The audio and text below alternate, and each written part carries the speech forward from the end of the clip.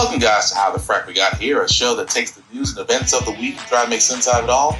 I'm your host, the most Will Buchanan, and on this show, we simply are all about the facts. There are plenty of news stations out there that simply want to do anything short but inform you. Here at How the Frack We Got Here, that's all we believe in. We go up to the left, we go up to the right, we go up to the middle of independence, we go after all sides because there's more than one side of a story to everything. And you need to know it all in order to actually formulate your own opinion. And that's what we try to do here at How the Frack We Got Here. Thanks for listening, and hold on. It's going to be fun.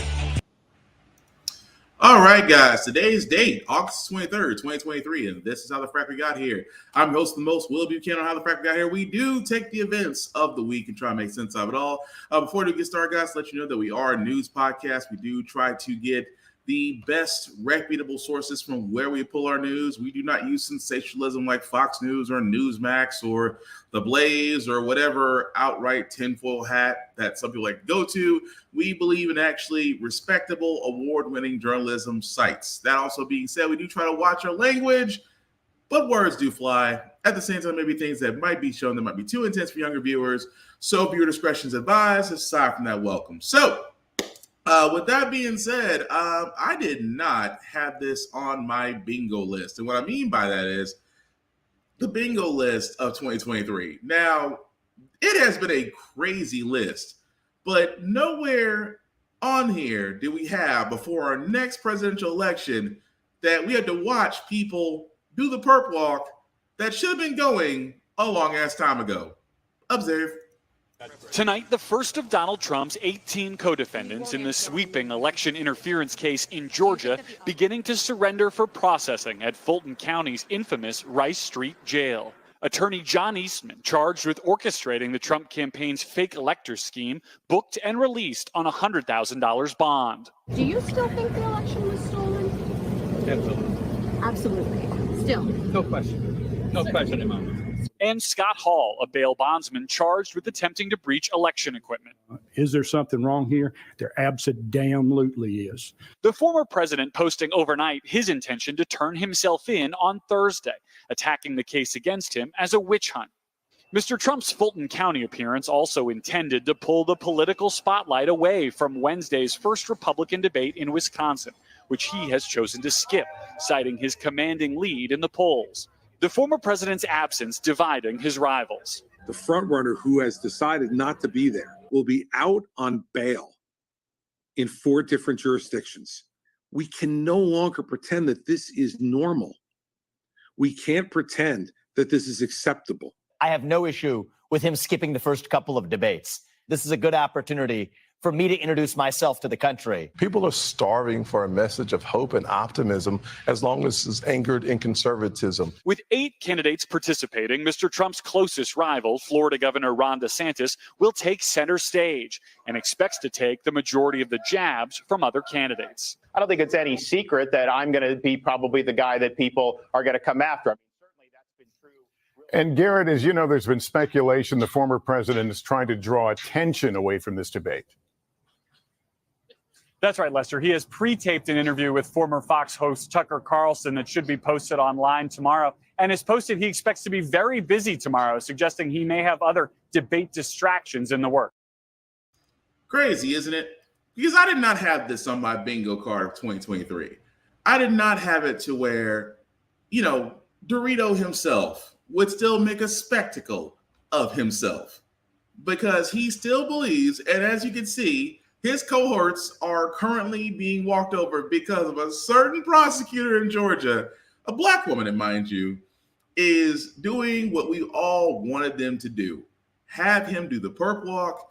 And of course, Trump still being protected by his army of lawyers, but he says he will surrender Thursday. Rudy Giuliani and others, as you've already seen, have already went ahead and surrendered themselves, be fingerprinted and bonded out. Now, speaking of those bond details, because again, Trump believes that he is going to be, quote unquote, very liberal in these cases. Now, for anybody that's ever been to court, especially in high profile court cases, you're not allowed to say spit.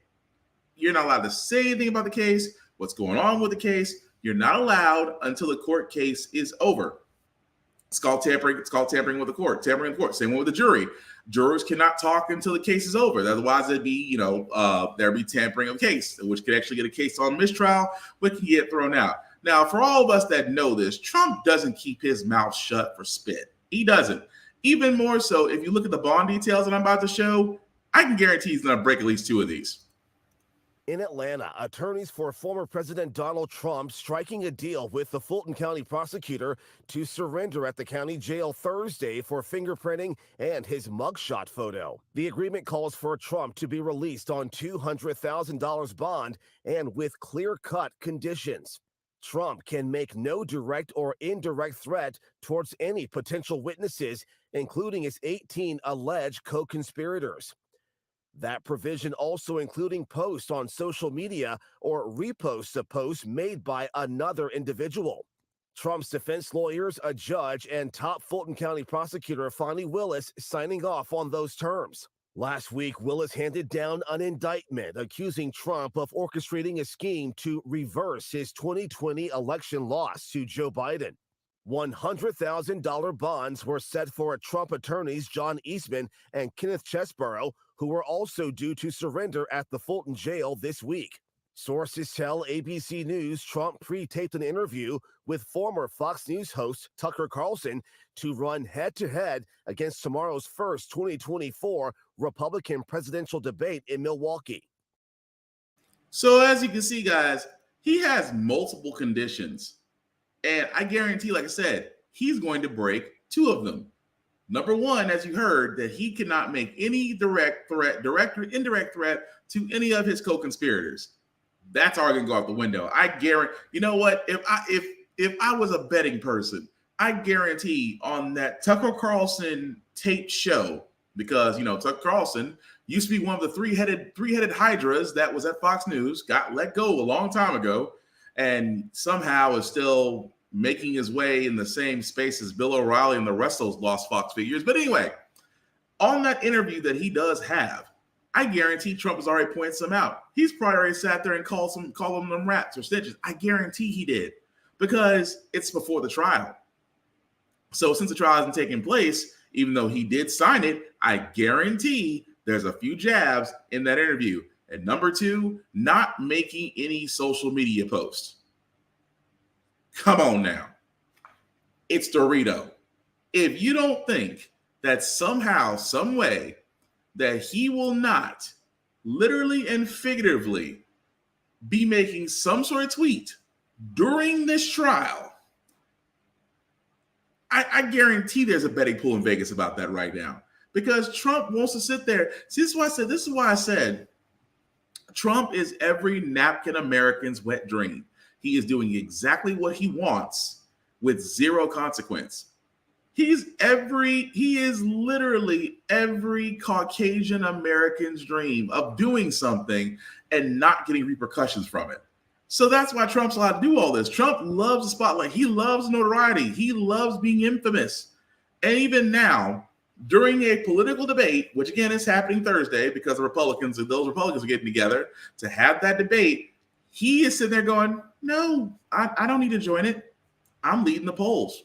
Why do I even need to show up? And from a political standpoint, he's not wrong. But that just goes to show you, and forgive me for my back language I'm about to say, how truly fucked up it is that a lot of people will still sit there and say, yeah, Trump's my president. And will still ride with this. Even more so, like I said before, you now have 8, including Trump, 8 presidential candidates that are all about to basically run in the next year for your vote to be the Republican nomination for president. And think about this. He is outdoing everybody while dodging possible jail time. The man is on 6 cases, 3 of them federal, and he's indicted on every last one of them. If you were Trump's lawyer, you could put your kids through college right now for the billable hours that man is paying. And by the way, who's paying for his defense? Everybody that donates to his campaign. Trump, give it to him. The man has learned to raise a cult and fleece it generously. Even more so as they talk about the debate, it's still about Trump. You just can't make this stuff up.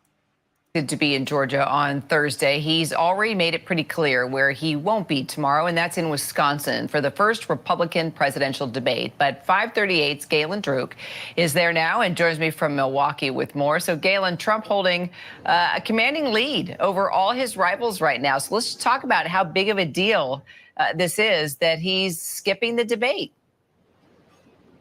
Yeah, Kira, it definitely matters because debates are moments during a campaign, particularly a primary campaign, that can create some volatility outside of, say, scandals or crises. This is the moment when voters' attention is really focused on the candidates and the campaign. And these are all Republicans. And so many of them may be well liked by Republican voters and they may be open to switching their preferences. Now, Donald Trump has calculated that he has more to lose by being on that debate stage than he has to gain. You know, when you look at polling, why do Republican voters like Trump? It's because he's strong. You know, he's a fighter. He fights for the Republican agenda.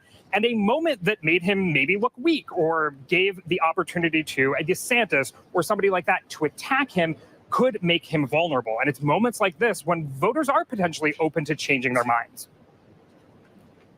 So let's talk about who has the most to gain here and the most to lose now that Trump won't be on the stage. And of course, a lot of people wondering, look, if he could stay in the lead, why show up for any of the other debates?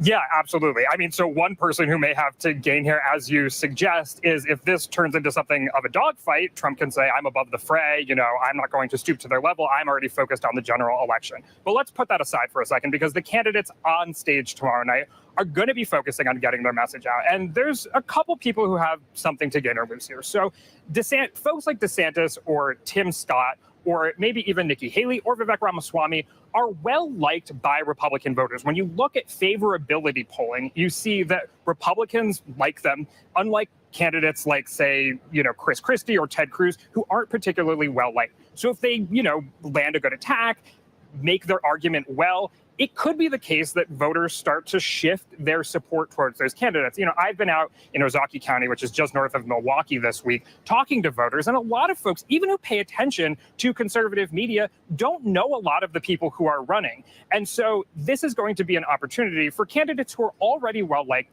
to really lock in that support if they can. All right. And what kind of issues and topics are we going to hear discussed, you think, the most tomorrow night? Oh, Kira, if only I knew. So here's what I can tell you. According to polling, Republican voters care the most about things like inflation and the economy. They also care a lot about illegal immigration and crime, and then moral values, which may encompass things like wokeism or parental rights or things like that. That is strictly according to the polling. And so if these candidates are maybe listening to their advisors, they may be telling them, talk about this, you know, get some good zingers on illegal immigration or inflation or something like that. However, I cannot predict what's going to happen, but I think in all likelihood, Trump will become a major topic of the debate because there are going to be candidates up there, particularly folks like Asa Hutchinson, Chris Christie, or Mike Pence, who really want to create a contrast with him and basically say that he's bad for the party. So I think we're going to get a little bit of a tension between those two things. Folks talking about those issues that I mentioned and folks who really want to create a contrast with Trump. All right. Yeah, but the problem is, and I say this wholeheartedly, all the time, because whenever there's a debate, and I'm being very nice about this, whenever there's a debate, it's never what it should be. You know what it is? A debate has literally turned into, especially for the Republican side, it has turned into the white people's version of Yo Mama jokes. The Dirty Dozen, snaps, roast sessions, whatever you call them. That's what the Republican national debate is. It is nothing more than the white people's version of Dirty Dozens. It's whoever can get the most shots on the candidate, whoever can get the most talking points, whoever can talk about the things that you care about while saying completely nothing wins the debate. That's all it is. And I hate that. I hate that for the simple fact of the matter is that nothing gets done from it. For example, what are they going to talk about? Oh, let's talk about how the fact that the economy is not great, even though they won't talk about the fact that Republicans destroyed it and that we have to build back their mistakes. Oh, well, let's talk about education. Oh, you mean after they went after every educator, after they basically sat there and said, they basically ran teachers off. They sat there and decided to control what books and things that your kids can read, particularly people of color and LGBTQ plus authors. Oh, let's talk about the fact of wokeism, because how dare minorities get ahead of white people? They're going to talk about that. Because you know why? Because when it comes down to it, mostly every conservative, that's all they want to hear. They don't want to hear about how Republicans can solve problems. They want to hear why Republicans believe in a smaller government. They don't want to hear that, they really want states to have more control than federal, unless it's something they want to push over people. Then they want to go federal. See what I'm getting at here? Every Republican presidential debate has always followed that same format. It's always been who can roast the most, who can look the most charismatic, and at the end of the day, who sounds the smartest. Which, forgive me for saying this, a Republican National Convention is like being the smartest person in the slow class. It is. Don't believe me? Let's just look at the field for 1 second. For 1 second, look at the field. I mean, this right now is your primary poll, okay? Your primary poll that was taken of who conservatives would love to see as president. Look at these numbers. Trump, 52.5%. Mike Pence, 4.7%. Tim Scott, 3.4%. Ron DeSantis, 15.2%. Nikki Haley, that's not her real name, 3.5%. Asa Hutchinson, not even a full 1%, 0.7%. Rashami, 9.3%. Christie, 3.5%. Burgum, 0.4%. Trump by himself is the equivalent of everyone else on the poll. That alone, if you literally added everybody else's percentages up, Trump would still beat them by double digits. That alone tells you why Trump, as crooked and as compromised as a presidential candidate he alone could still win the primary. Because again, they don't treat the primary as they should. Now, if it was me and I'm the moderator, I would be asking questions that make the candidates uncomfortable, because they should be uncomfortable. You want real answers because these people are wanting your votes. But on the Republican side, they don't care. This is the part where I'm getting at. When it comes to conservatism, they just don't care, because that's how Trump literally got into power in the first place. He tapped into that hidden white anger, racism, rage, and sent people to the polls. He spewed everything he heard on conservative media and Fox News, and folks ate it up. And the fact that he has yet to see, well, that's not true. He will see his day in court. He will see multiple days in court. But beforehand, you couldn't even get him in court. Now he's facing 6 cases. But yet, he's skipping the primary because I'm in the lead. Which again, if I'm a strategist, I can't fault him for in that case.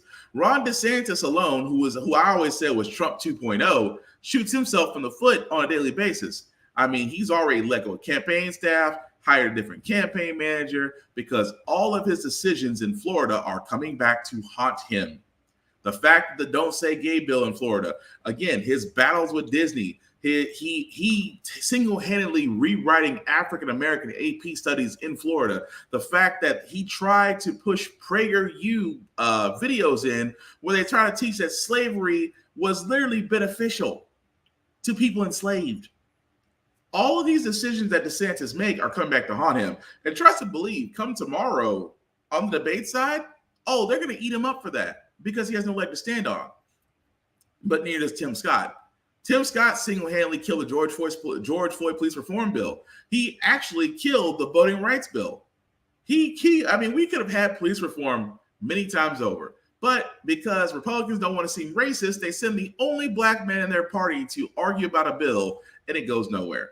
Tim Scott has no legs to stand on, even though he'll sit there and say the whole entire time, I came from an impoverished family and I came up, and if I could do it, you could do. Yes, token Negro, you out of 100, a 1 in a 1 million chance, because you're like Michael Orr from The Blind Side, completely and utterly fabricated. At the same time, Nikki Haley, who has no leg to stand on either. Aisha Hutchinson, again, no leg to stand on. Rashami, no leg to stand on. Mike Pence was vice president and was I used to say Kamala Harris was the most ineffective vice president. No, it's Pence. Because Pence won't sit there and say, oh, well, Trump wanted me to overturn the election and I refused to do it. And I refused to bend to his will. Was the one time when you weren't in office that you would do something right.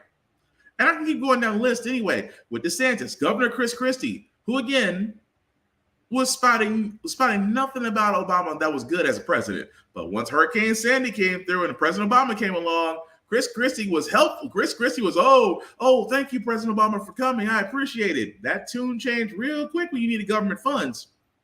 So what am I getting at here? The Republican debate that is going to happen tomorrow, for all intents and purposes, is going to be a shit show. It is. It is going to be pandering. It is going to be nothing done. It's going to be blaming Democrats. There'll be shots on Biden. There'll be shots on wokeism. Black Lives Matter will be seen as a terrorist group. And at the same time, they will sit there and say that the Proud Boys, the Boogaloo Boys, and those on January 6th were patriots.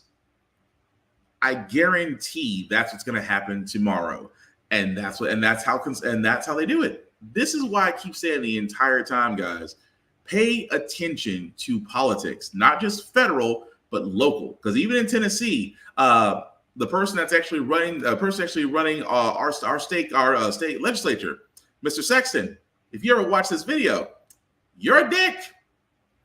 Considering the fact that you, along with others, tried to oust the only two progressive Black individuals who were actually trying to help the people, and because they were trying to help the people and actually show you up, you decided you were going to try to get them kicked out, which they got voted back in, and they're right back in the same chamber that they belong in.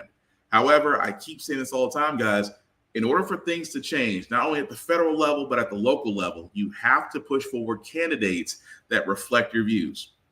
I say voting matters because it does. Without it, you don't want to see the dark side of that. But at the same time, if we want to change things, find candidates that fit your narrative, or even yourself, you can run. I mean, if anything has shown us in these last couple of elections, if you believe that you can serve people as a politician, run, and then let people know. Shoot, I thought about it a couple times, my doggone self. But I can guarantee off the bat, you don't want a Black man in Tennessee running things. Yeah, that's not going to end well for them, because let's be honest, you can't stand two Black people in the House and two people in Tennessee House of Representatives. You're not going to like a guy that's actually running the show. We already seen that the moment President Obama was elected president-elect. And let's just say I know some people in Tennessee that don't think I know. Yeah, we know your true colors. Just saying. Moving right along, guys. I wanted to cover this story as well because, again, it always never ceases to amaze me that whenever it comes to certain things are being announced, it's almost like a distraction for other things. For example, drag queen shows. I mean, here in Tennessee, especially in Nashville, we have Drag Queen Storytime Hour, which I think it's great that people literally want to show kids the fundamentals of reading. Reading is fundamental. If drag queens want to do that for an hour at a library and teach kids, more power to them. I don't have any issues with it. But of course, if you've been watching this podcast, we did cover stories, especially here in Tennessee and various other states, red line states, that they actually put in laws because they swear they're protecting kids from sexual acts. These is coming from the same politicians that are caught with gay lovers or had their hands in the cookie jar in places they would not be seen outside their Bibles. Yes, the party of family values my ass. Why am I talking about this? Well, because recently, San Francisco Archdiocese filed for bankruptcy as it faces more than 500 sexual abuse lawsuits. This is not the first time the Catholic Church has been caught with their pants in the cookie jar. But again, the Archdiocese of San Francisco is facing more than 500 sexual abuse lawsuits. Even more so that because they may settle, this may bankrupt the church there as they're actually filing for it. And I keep saying this all the time. It amazes me so how they always say, well, drag queens are the problem. Well, LGBTQ plus are the problem. Wokeism is the problem. No, it's not. Sometimes it's the same church you pass by that's the problem, especially in the Catholic Church. So again, 500 sexual abuse claims is going to bankrupt the church. I think we figured out how to actually solve things. Attack the money, which we should be doing anyway. We should attack the money. But at the same time, it always amazes me. They always sit there and say the drag queens are the problem. No, some priests that need their asses whooped. That's the problem, and it's lacking. That's all I'm saying about that. But moving right along, guys, I want to get back to this story about Jadarius Rose. Now, if you guys were following the story, this was a young man that was basically traveling as a truck driver, got pulled over, and then an officer with a K9 decided to let the K9 go, even though you could hear on the video the officer saying, "Do not let go. He is surrendered. He's unarmed. Do not release the animal." The K9 officer did release the animal. Now, of course, that K9 officer was no longer employed and he's been fired. And now the prosecutor is asking the judge to dismiss a felony charge against the black man who was bitten by a police dog. I bet he is, because I guarantee that very same black man is considering figuring out how to sue. Because, again, for all those that don't know, he got pulled over. He complied. He was out of the vehicle, complied, hands behind his back, was unarmed, everyone can see it, and the officer still released the dog. Even the officer sat there and said, "I told him to obey my commands." Well, here's the thing, law enforcement. When you're the ones holding the gun and you're the ones actually more enforced than I, it's hard to figure out which one of you guys is in charge and which one is not, because I'm too busy trying to make sure I don't get shot. At the same time, they are worried, as they should be. That man is considering legal counsel. He's already got legal counsel. I guarantee a lawsuit is coming, and he should sue. Because going back to attacking the money, when you attack the money, folks, and I mean this wholeheartedly, when you attack the money, things change. And I keep saying this about law enforcement, and I'm not the only person that said it, but I'm very sure down the line other people say this as well. If you want to change how law enforcement is done with minorities in this country, it's very simple. Take that police pension, and anytime there is a payout to the victims that was harmed by law enforcement, take out of that pension. I guarantee overnight those will drop. Because when it comes down to it, that's why insurance companies in Florida are pulling out. Insurance companies in Florida are pulling out because Florida is pretty much a hazard state. I mean, hurricanes, thunderstorms, tornadoes, you have everything short of Mother Nature just not liking Florida as a state. Insurance companies are tired of paying out. So what are they doing? They're no longer insuring the state of Florida. What just happened? You attack the money. Even though it was inadvertently attacked, it was still enough to make insurance companies pull out of Florida. So how do we make that relative with law enforcement? Anytime that law enforcement is found at fault, whether it's loss of life, attempted loss of life, or just flat out injury of a human being, and the police are found out at fault, take money from that pension. I guarantee it. I guarantee charges and things of that nature will drop, because the last thing you want to take from anybody is the same money they're depending on post-retirement. And that pension fund can get depleted. Don't believe me? Look at the Archdiocese of San Francisco I got through talking about. They're filing bankruptcy because of all the multiple sexual abuse charges. Imagine if 500 cases against law enforcement got put out there and that pension was the only way they could pay it. Again, it would change overnight. But speaking of things that are changing overnight, guys, you know, as a person that loves vehicles, I love cars and whatnot, but the American dream of owning cars and owning homes is getting a little ridiculous. Even more so, even in 2023, even with inflation, even with banks tightening the reins on lending money out, even with everything going else, I still have to ask this one question. Why is the price of cars still freaking high?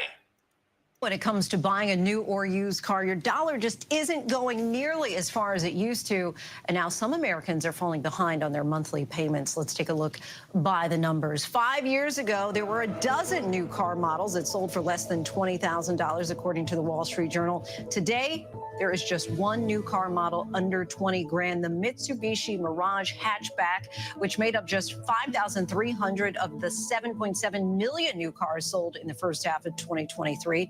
Meanwhile, there are some 32 car models costing more than $100,000 in the U.S.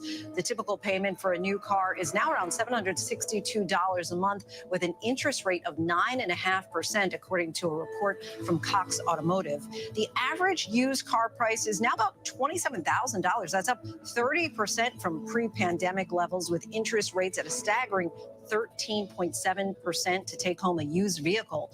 It all adds up to an average of 43 weeks of income to pay off a new car, according to Cox, up from about 33 weeks pre-pandemic. And with interest rates soaring, the number of people falling behind on their car payments is up 15.7% in July from a year ago, according to Cox. Those who are severely delinquent on car payments is at the highest level since 2006. That's leading to concerns that the car sales market, which remained strong through the pandemic, could soon be in for a reckoning if consumers start pulling back on what they're willing and able to pay. And as they should. Think about that for a second. I mean, for the simple fact of the matter is, as the journalist pointed out, the latest car payment, $762. I know folks that are paying $800, $900, close to almost over $1,000 a month for a vehicle. And then you have banks, again, like I said, talking about the banks. Banks are tightening up on interest rates. Inflation is still high. But think about that. With everybody's income, because again, everything has gone up but your paycheck. Everything. And it's amazing how people are still getting squeezed, because we do need cars. Until we have figured out our mass transit system to really get us in places. I know some cities and states have figured it out. I know in Tennessee, we still haven't. But until we actually have a better transit system, folks need cars. If you need cars to go to work, cars to get around, if you have children, you need to get them to and from school, practice, things of that nature. You need a vehicle. And at the same time, the fact of all these hoops you got to jump through for a vehicle that is well overpriced. And again, the journalist is right. It is going to get to a point because people are falling behind on car notes, which means that repo guys are about to have Christmas. But even those repo guys are going to be out of business eventually, because just what if everybody stopped paying? What if everybody stopped paying car notes? What if everybody stopped buying cars? Even from a used car lot, people stop buying cars. Now you have inventory full of cars and trucks that can't move. People can't purchase them. Dealerships go under. Where are the cars going? See, that's why I say it is like Jenga. Jenga is like Jenga right now. And right now, we're at that shaky spot at the bottom of the tower where all it takes is just one more pull and the whole thing comes down.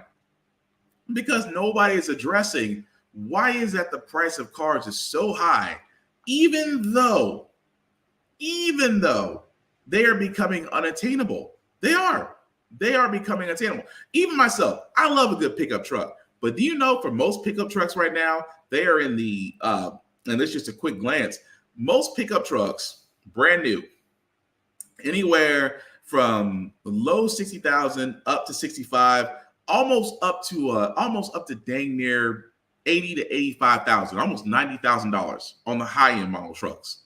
Now think about that for a second. $60,000 and up for a truck. SUVs, even higher. I would almost damn near say 100,000, depending. Not just Cadillacs and high-end models. I'm talking about the fact that the prices are so freaking high, they're unattainable. And why?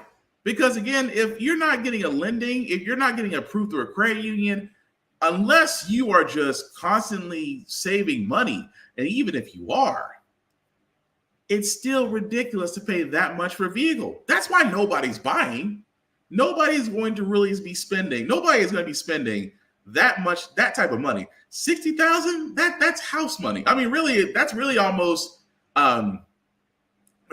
house and then some money. Let me not say that. That's almost that's beyond a down payment for a house. It really is. But the thing of it is, nobody needs to be paying that without reason. because they'll sit there and cite inflation. Let's call it what it is. It's making sure that you're keeping profit. That's what it is. Profit and greed. It's really more greed than profit. Because the simple fact of the matter is they could lower prices and still make a profit. But that greed, man, that greed with these companies and how they do things, they keep on thinking, oh, it's a phase. Oh, it'll change. Oh, it'll turn. No, it won't. How is it that you see companies out there that have that are turnover employees, that are closing down areas because guess what? They banked on the fact that everything would turn around and it didn't. The car in the auto industry is not too far behind. It is going to have a falling out moment at this rate. And again, also so with homeownership too, because you know what? The American dream to own a home just got a little bit difficult. And by difficult, I mean damn near impossible. House hunters are facing a financial challenge not seen in a generation. The average interest rate on 30-year mortgages soared to 7.48% yesterday. That's the highest level in nearly 23 years. Meantime, the median price of a house continues to come down from pre-pandemic highs, but it's still at $416,000. So if you bought a house for that much with current mortgage rates and a 20% down payment, you'd have a monthly payment of about $2,300. Yeah. 20 that do you okay. It's almost it's asinine. It's crazy. It's nuts. It is inconceivable is what it is. To think that if you bought a house, now again, just using that example, if you bought a house that was priced at $400K, that means for the mortgage rate that it's at right now, you're paying almost $2,300 to $2,400 a month. That means after 3 months, you would have already paid the equivalent of nearly over $6,000. And I guarantee none of it goes to the principal. It goes to the interest. Call me. I'm just saying. And it's amazing that people are saying, well, it's not that hard to get a home. Yeah. It kind of is. For getting a mortgage, that means mortgage is bank approved. Did I just sit there and do not get me wrong? I just sat there and said banks are barely giving out loans unless they're subprime loans, which again, if you ever get a subprime loan, avoid it like the plague. Trust me, you'll be better for it. But banks are being very stringent about loans, whether it's auto or whether it's home loans. And at the same time, folks are going through Fannie Mae and trying to get those types of loans. Yes, it is possible, but look at the fact that it lowers the choices of homes that are available to you. But the fact that we're talking about the mortgage rate being 7.48%, the highest level since November of 2000. Homeownership is getting very, very difficult to get, especially for those, whether you're single or you have a family. That's the reason why I keep saying, especially like I said, I use my home state of Tennessee for a reason. That homes, if you have a home, if you have land, I stress this heavily. If you have home or land in your name, keep it, pass it down. If you have grandchildren or kids in your family, pass that mess down. Because again, land developers are buying up these homes with all these acres. They are bulldozing the home and putting up apartments because they figured out, and I hate to say this, they figured out, and this is the excuse that they use. People want to rent homes. That, and forgive my language, is some bullshit. Nobody wants to rent homes because number one, renting means that your money goes down the drain. It does not apply to anything. It does not help you in the long run. It's pretty much saying, here, thank you for letting me stay in a place that you own, but apparently I live here, but I have to make sure that you get your money on a monthly basis. If not, you can kick me out and I'm on the street. Oh, and by the way, that money goes to nowhere except for a roof over my head. That's it. Land developers and property owners have figured out, oh, if we build a bunch of apartments up, charge New York rent, folks will come. Not because folks need a place, it's because they see some areas as the it cities. Nashville was called an it city for years. People are still moving here on a daily basis. People need to live somewhere. So what are they doing? They're going to these apartments. They're paying that New York rent. Apartments that are already here are seeing what's going on. It's like, oh, we can jack up our rent too. To folks that have been living there for years, and how is their patronage awarded? More. We want more for you, and we want more from you in order for you to stay here, even though the services haven't changed. It's like, you know what it is? It's like going to college. Every year, college tuition goes up, but the education stays the same. Where is that money going? That's what renters have figured out. That's what landlords have figured out. Landlords have figured out that renters are like ATMs. You can make sure that you're getting money from them on a monthly basis. However, mortgage owners, you have money from them for a limited amount of time. Where most people with a mortgage try to knock that mess out anywhere from 10 to 20 years. In 10 to 20 years, they try to knock out their mortgage payments to where they can have the deed to their house and the land and just pay property taxes. They are completely happy about that. That's why I say it's only a finite time. But renters, oh, you have them for as long as they like to stay there. And the beauty part about it is the moment that renter moves out, there'll be somebody else that'll want that space. And the whole cash revenue system starts all over again. That's the problem. That instead of we actually wanting more home ownership, the fact that those that have the means and motive and that have the means and the funds and the options are turning a lot of us homeowners into renters. And it doesn't help that the mortgage rate is so high that you'll probably be paying it used to be a quarter of your income was supposed to go to where you live. Now it's more than half. Probably wouldn't be surprised if actually a whole paycheck. Probably wouldn't be surprised if it takes two people both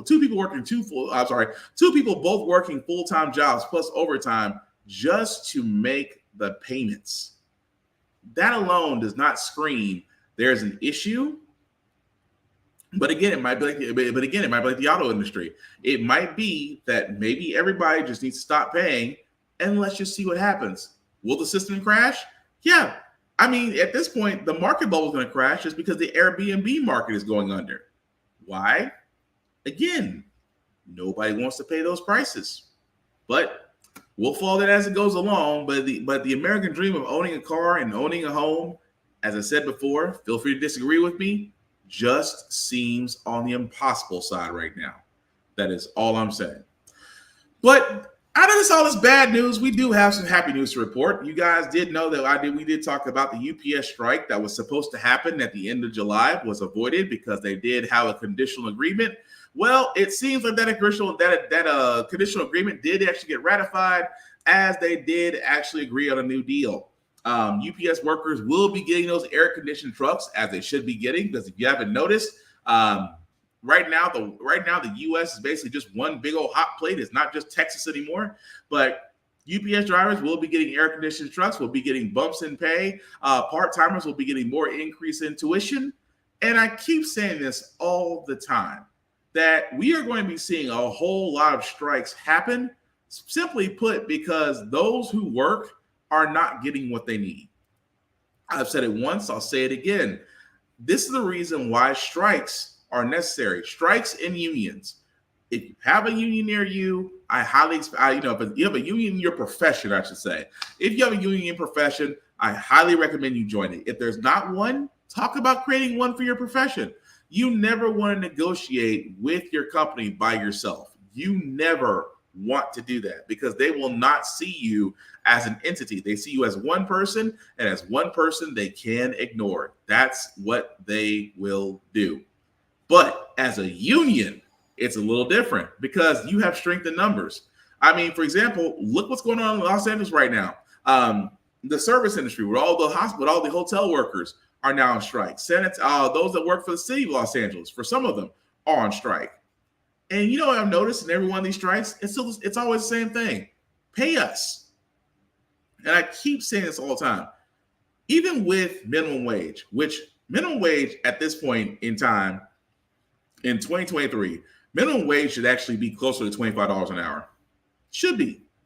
Because minimum wage, by definition, for a lot of people that don't know, I'll gladly say it again, minimum wage is by definition the minimum that you can earn and still be able to sustain yourself with living, with food, and utilities. That is the definition of minimum wage. And even now, in 2023, minimum wage is $7.29. That is that is so below poverty, it's subterranean. And again, for all these strikes we've seen, whether it's teachers, whether it's nurses, whether it's FedEx or UPS drivers, the simple fact of the matter, guys, is they all ask the same thing. We want to be paid more, as people should be. Because the way that, and again, when you pay people more, the economy does better. Historically, economically, we have seen what happens when you give workers more money. They do buy. They have to buy. They have to pay. They have to pay bills. They have to pay utilities. They have to buy groceries. They have to buy clothing. They have to buy shoes. They consume. That said money that they earn goes right back into the U.S. economy system, and therefore produces a positive rate. But what happens when people are getting paid more? They cut back. They stop going out to eat as much, stop going to the movies, maybe cut a subscription here or two, maybe cut a service they're not using, cut a luxury. Either way, when they don't get paid, people contract to save money. When people do get paid, they spend. The economy does better.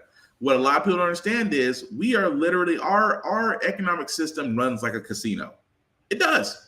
When you have patrons in there that have money that are willing to spend a casino, they will spend the money thinking that they can earn big money. Ask any casino in Vegas, Atlantic City, or even I think across the pond from us in Arkansas. I think there's a Harrah's casino or something over there. I know if Tennessee had a casino, we would clean up. I'm just going to be honest about that. But because of the states surrounding us that have casinos, they've lobbied to make sure Tennessee never has one, which I thought was asinine. But anyway, what I'm saying is, the U.S. capitalist system is a casino. We, unfortunately, are the ones that feed our coins to the slot machine. And as long as we keep feeding our coins to the slot machine, the casino runs fine. When people stop coming to said casino, the casino breaks down. The casino is the American economy. And until we start paying people more, we're going to see more of this and so-called inflation. We're going to see inflation, but inflation only reduces when people are spending, but it rises because it tries to entice spending, which I think is the most asinine way of trying to get people to spend money by raising things and limiting supplies. It is stupid. I completely know, but we'll see how that goes along. But to switch gears for a second, guys, here's the thing that I've always found interesting, that, in school that students should have rights. And what I mean by that is, like, for example, if you're accused of something, you're at the mercy of whoever is the educator, right? They say you did it, even though there might be evidence that you didn't do it, it's their word against yours, right? I always wondered, why was there never something in place to actually protect the student, even if he's found to be completely vindicated? News investigation into school punishments. In some states, students who believe they've been unfairly suspended or expelled may not always get an opportunity to adequately defend themselves. Our Priscilla Thompson reports. Here's the start of the situation. This is from the superintendent. What were some of your goals? Playing my senior year, having my dad and mom walk me out for senior game day, taking my mom to prom. Dreams that were shattered last November when Corey Jones of Tuscaloosa, Alabama, was accused of bringing marijuana to campus after police say they found weed in a car he and 4 friends rode in. What has this process been like? Hell. CJ, who received special services in school for a learning disability, says he was called into the office and read his Miranda rights, which he told police he didn't understand. People are asking me, like, who is it? Who is it? Well, they saying it's yours. And I'm like, I don't know. I don't know who it is. Police investigated and charged someone else, not CJ, who had no prior disciplinary issues, his attorney says. But CJ says he spent nearly 2 months in school suspension before getting a disciplinary hearing, where his dad says CJ was given little chance to defend himself. Were you all allowed to see the evidence against CJ? No, ma'am. Were you all allowed to challenge the statements made by his accusers? No, ma'am. Tuscaloosa City Schools then ordered CJ attend alternative school for 45 days. I mainly was mad. I cried in front of all of them because I was hurt. An NBC News investigation found students' ability to defend against what can be life-altering punishments largely depends on where they live. Several states, including Nevada, Virginia, and Alabama, don't specify students' rights in state law, but rather give broad authority to school districts. Do you feel like you all got any due process? No, ma'am. Due process does not exist in the school system here in Alabama. CJ's parents hired an attorney, but district policy prohibited her from being inside the meeting where they tried to appeal his punishment. Charles Bell has spent more than a decade studying punishment in schools. We're literally pushing children out of school. More than 2.6 million students were expelled or suspended for the most recent year federal data is available. Black students were suspended at a rate more than double the national average, though experts say Black kids don't misbehave more often. You have to leave, you're guilty, and we don't want to hear from you anymore. That's the thinking that we've created with allowing broad discretion in zero tolerance policies. Tuscaloosa City Schools declined NBC's request for an on-camera interview, but say their policies exceed due process requirements and that when students violate the code of conduct, they are given notice of the alleged violation, an explanation of the evidence supporting the violation, and an opportunity to respond. No one had the time to listen to them. You accept what we give you, that's it. You got the diploma. CJ's parents refused to send him to alternative school. I can see what I accomplished. Instead, he finished his senior year online. Thinking about the little kids that look like me. I got to fight like hell. I'm not going to stop. As CJ moves forward, his family continues to fight against what they see as a broken system. Priscilla Thompson, NBC. Crazy, isn't it? That it's one thing that you can't defend yourself, but when school systems have just a little bit too much power, where in his case, they tried to come at him saying, oh, well, they said the weed was yours. No. And then you find out that it wasn't him. So no apology, no public apology, nothing of that nature. But at the same time, you just said, okay, well, you must have been a part of it. So now you have to go to alternative school. I don't blame his parents for fighting it, as they should, because it's a number one, it's an accusal. Number two, there's no vindication and there's no apology. If I was the parents, yes, go after them. But isn't that kind of messed up that schools have that much power to where the parents, that's the thing that kills me. You can't show the parents the evidence that you have against their child that makes you vindicated. That right there is where it doesn't make any sense. With my children, if someone tried to do that with my kids and tries to say, oh, we can't show you. Yeah, you will. Yeah, you will. Or I'm pulling my child out because you are accusing them of something that obviously they didn't do. You find out later they didn't do it, but you still want to you still want to punish them.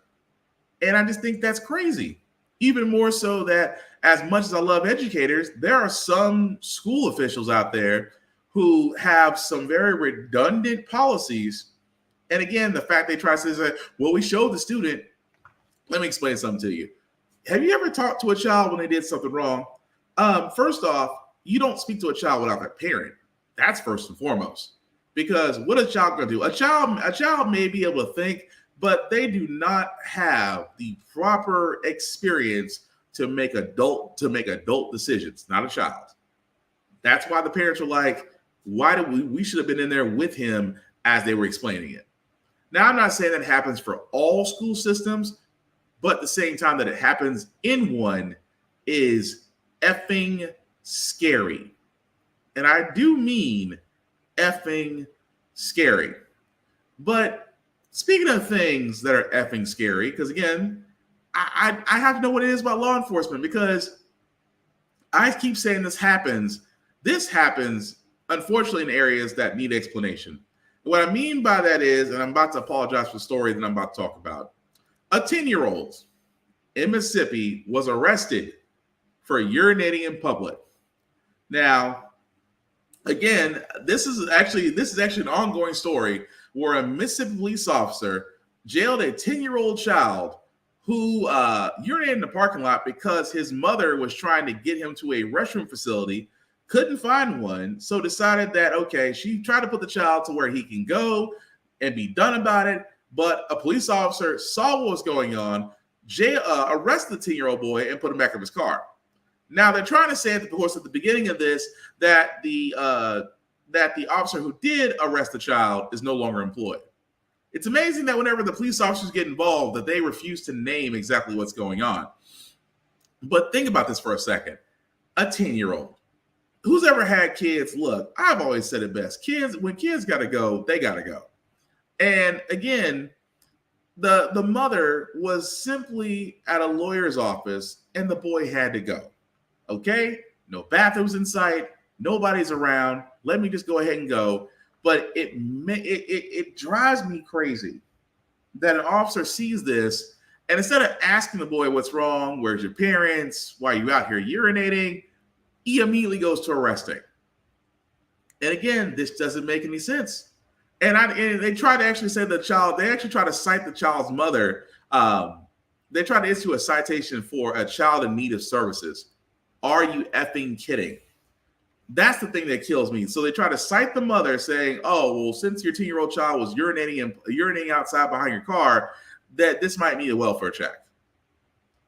This is why I say for law enforcement, there are some things that don't make any sense. They don't.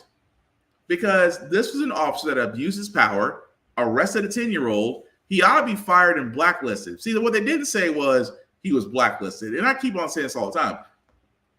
The one thing I wish they would do in law enforcement that would make people of color feel better, introduce a national registry for when officers do dumb stuff like this, they're blacklisted, which means that if they try to actually, because again, for all those who don't know, if you are fired from one law enforcement agency, as long as it's not murder or theft or anything of that nature, they can simply go to another state and they can go to another state and get hired as a law enforcement officer.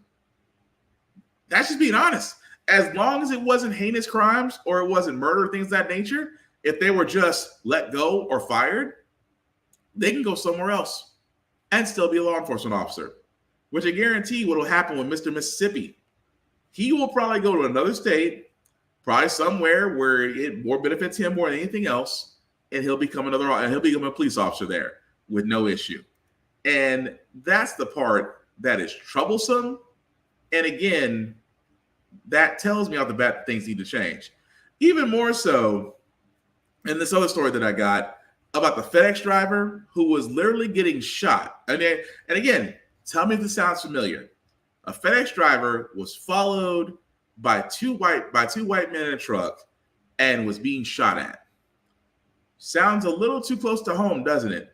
What if I sat there and told you that same trial, which should have been a slam dunk to get these two white men convicted, was declared a mistrial? I can't make this stuff up. This actually happened. Mississippi, a shocking turn tonight in the attempted murder trial of two white men accused of chasing and shooting at a black FedEx driver. The judge declaring a mistrial. Jesse Kirsch has details. Tonight, outrage in Mississippi. A judge declaring a mistrial in the case of two white men accused of trying to murder DeMontario Gibson, a black FedEx driver who had just made a delivery. And with great reluctance, the court has no choice in this matter but to grant the motion for a mistrial. Gibson's mother escorted from court today after Judge David Strong's ruling, a day after a police officer admitted to withholding evidence. Brookhaven Police Detective Vincent Fernando saying under oath that authorities had taken a videotaped statement from Gibson, but did not share it with either the defense or prosecution, as was required. The failure to turn over matters in discovery is just something that can't be ignored.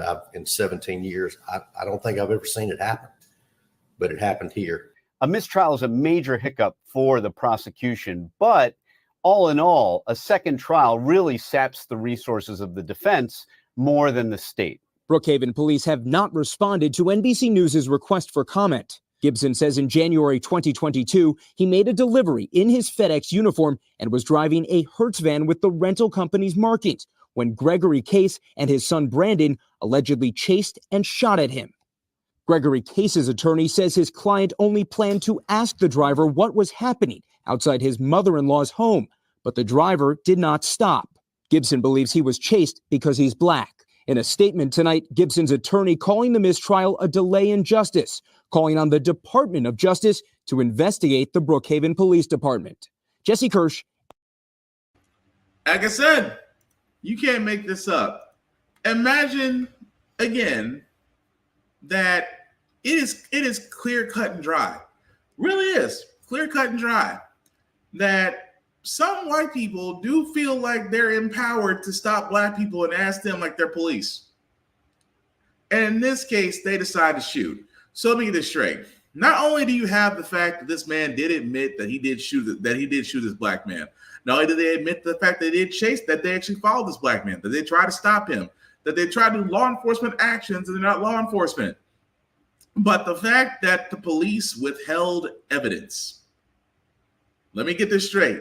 Law enforcement withheld evidence in a trial. Why isn't, number one, the detective or officer, his commanding officer, and the chief of police all at this time? It's a big ass chain of command. Why aren't those three people right now being arrested? Why are they still allowed to be on the force? Why are they still allowed to run cases? Why are they still allowed to be law enforcement officers? Because I'm gonna tell you something. It's a little difficult for me to remain in the same city where two people shot at me and are now out and free and not think that they'll probably take another shot at me. Now, I can't imagine what that black man imagine his fear. I can imagine that he might be not by himself. Better to be within numbers and better not be carrying and better not be empty-handed, if you get my point. But the idea of it all is, where's the justice in that? That somebody, I mean, it's crazy enough that someone can sit there and pull that mess off and at the same time get away with it because the police failed to do their job. Remember what I said about law enforcement being held accountable?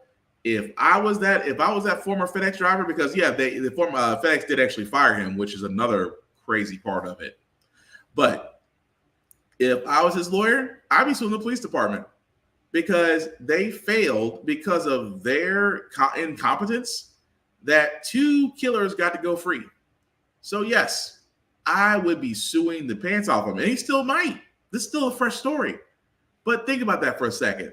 That police withholding evidence is the same reason why two white men are able to go free after they just attempted to shoot somebody.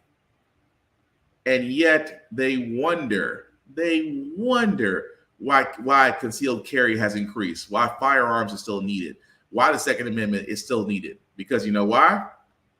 Because these days, it's better to be caught with one than without one. And it's getting a little bit harder not to try to argue against that.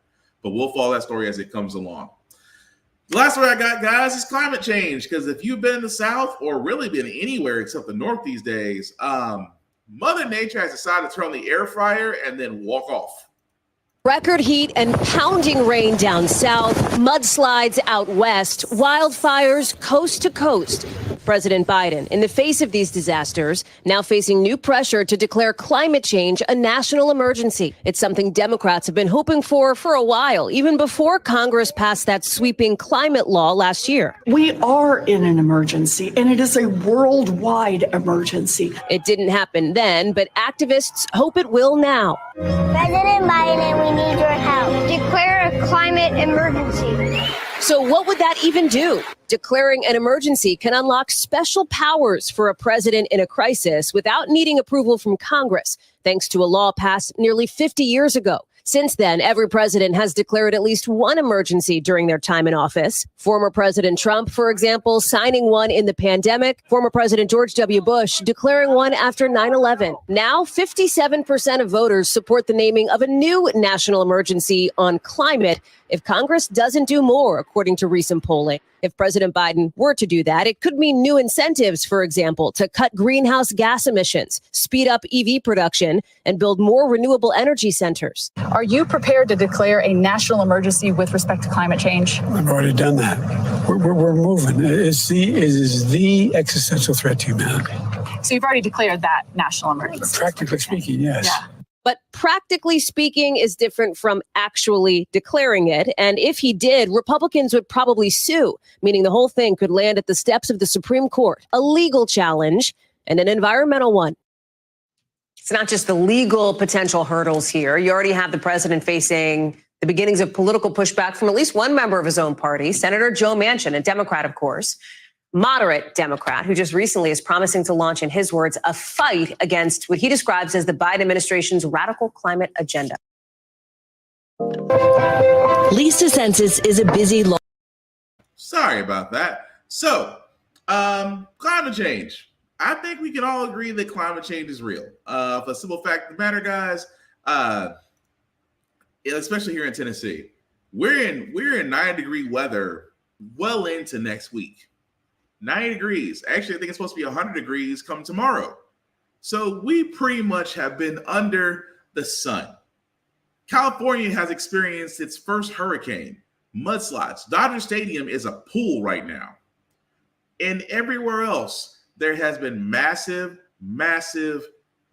heat, drought, rains that normally wouldn't happen this point in the year. Climate change is real. Will Biden actually declare a climate emergency? That remains to be determined. Just because, as Haley Staten pointed out, that if he did, it would unlock special powers, which again he could because the National Emergency Act, that he could indicate some things to be done. Cutting greenhouse gas emissions, which every country has pledged to do, because again, we have to get off the dinosaur juice. We have to. I mean, electric vehicles is going to be the standard going forward. I understand that people are going to say, well, the lithium batteries keep catching fire and I won't be able to take my four-wheeler out and go mudding. Yeah. America. I'm paraphrasing, by the way. But the point I'm getting at is just that, yes, climate change needs to be addressed. 98% of the scientific community has agreed that climate change is real. Some people being denied. The earth is cooling. No, it's not. The earth is having a hell of a hot flash, and we are just now, and people are now just realizing that, just being out in the world. The problem is, folks will not, I mean, you got folks out there who, again, of the big oil and fossil fuels community, good old Joe Manchin, good old moderate Democrat, but really Republican in disguise, Joe Manchin. He's from West Virginia. West Virginia is a coal mining state. Even though coal is becoming a dead industry, right along with fracking, those in that state believe that, well, if we cut down on coal, how are we going to power things? Well, other countries have figured it out. I mean, Europe, the European Union has figured it out. China has figured it out. Norway, Finland, Sweden, Australia, New Zealand. I can keep going about countries out there who were used to be considered third world countries are now more advanced because they figured out how to do power grids using wind, solar, water turbines, things of that nature. America, the simple fact of the matter, could push themselves forward, but that also means we have to get off the dinosaur juice. Because again, with fossil fuels, America is still the #1 exporter of oil.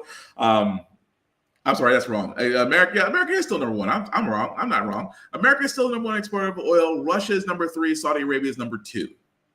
The point I'm getting at is, guys, is just that eventually President Biden is going to have to say, yes, we have a climate crisis, an emergency, and declare it. And yes, this may go to Supreme Court, to where a conservative reaching Supreme Court, when these days they can go left or right because they've already gutted part of affirmative action for colleges. They've already shot down Roe versus Wade. I still say Clarence Thomas is salivating at Brown versus Board of Education. That's just me. This is the same Supreme Court that does need oversight, but swear up and down that we should trust them because they're highest court in the land. Yeah, that's like trusting Herbert from Family Guy with your children. I'll leave it at that if you've seen Family Guy.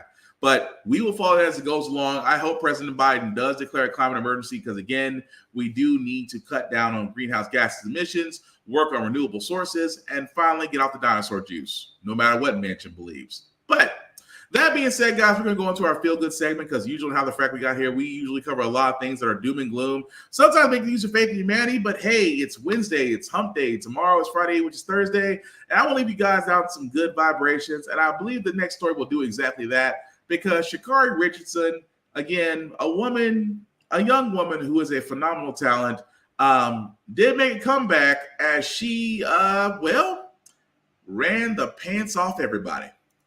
Finally, after a suspension cost her a spot at the Tokyo Olympics, American Sha'Carri Richardson has made a spectacular return by officially becoming the fastest woman in the world.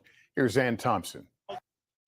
You are capable of winning this race. Sha'Carri Richardson took the worst lane, lane 9. Here comes Sha'Carri Richardson! And 10.65 seconds later, made the best of it. Sha'Carri's done it! World champion in the 100 meters. A remarkable comeback for the 23-year-old who had gold medal aspirations before the Tokyo Olympics. It feels amazing. It feels like everything I paid off.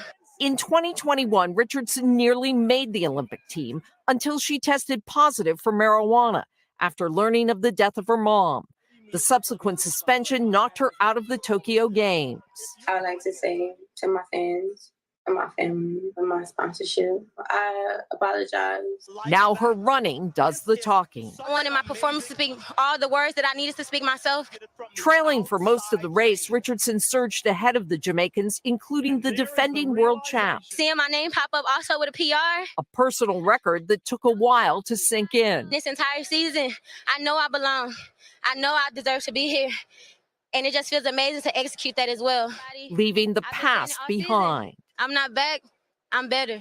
Tonight, Sha'Carri Richardson is the fastest woman in the world. Ann Thompson, NBC. And I love the fact that she is completely unapologetic about it. I freaking love that.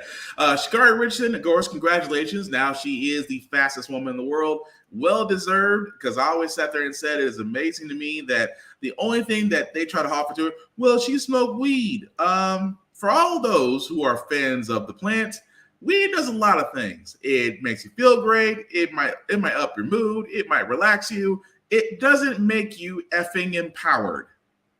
I'm just pointing that out. But again, we leave it on a good note. So congratulations, Sha'Carri Richardson, for that. We're going to go ahead and wrap it up here, guys. Before we do get out of here with some shameless plugging, as always, I do want to shout my boy Vaughn, a big VZA dot, at all social media, who has actually helped me out with some new beats for the show. I can't wait to actually get them uploaded. Thank you for that, good sir. He actually has a YouTube page that has plenty of music there for your content needs. And if you have a need for new beats for whatever you may have, whether it's a television show, whether it's for a logo, check that man out, Big VZA dot, on all social media. As for myself, guys, you can find me BlackFox447 on all socials. I usually do reviews on everything that I read, that I play, that I watch. Also some gym stuff, because I do try to do a few push-ups. The link at the bottom, let me link that'll make that a little bit bigger for you guys to see. If you copy and paste that link into your browser, it'll take you to my link tree. That's the YouTube and Facebook groups for all my podcasts, How the Frack We Got Here, Get Bit, and of course, Off One's podcast. Like, share, subscribe. Let me know what you think about everything that we discussed tonight. I do want to keep the conversation going. The only rule that I have is keep it clean, keep it friendly, keep it positive, because we're all about sharing ideas. Not everybody is right. Feel free to agree to disagree. That is the whole entire point sometimes. And just simply put, have adult conversations. We can do that, right? I like to think we can. We can, right?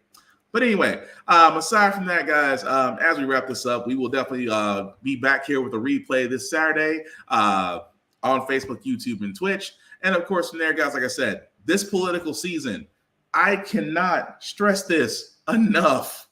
Learn the candidates who are running for your local and your state. Now, keep in mind, depending on where you are, you might still have